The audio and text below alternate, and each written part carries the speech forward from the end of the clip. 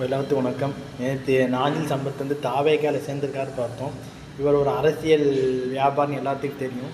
இதனால் தாவேக்காவுக்கு என்னென்னா கூட்டம் கூடும். இவர் பேச்சு தமிழ் பேச்சுக்கு நான் ஒரு தாசனாக இருந்திருக்கேன் ஒரு காலத்தில். அப்பேற்பட்ட இந்த நாஞ்சில் சம்பத் வந்து கட்சி மாற்றணும் புதுசு கிடையாது. இவனோக்கார அதிமுக அம்மையார் இருந்தார். நம்ம திமுகலேருந்து மதிமுகலேருந்து அதுக்கப்புறம் அதிமுக இருந்தார். அதுக்கப்புறம் சண்டை பிரிவால் வந்து தினகரன் பக்கம் வந்தார். தினகரன் ஓபிஎஸ் இருந்தார். அதுக்கப்புறம் இப்போ தாவேக்கால வந்திருக்காரு. ஸோ இவர் வந்து ஒரு அரசியல் வியாபாரி.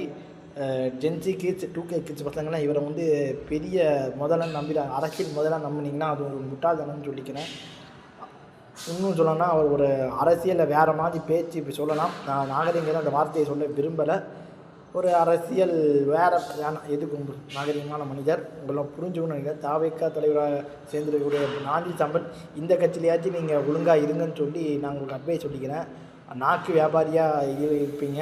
ஸோ பார்த்து இருங்க. இதுவும் உங்களுக்கு நடந்தாலும் கிடையாது.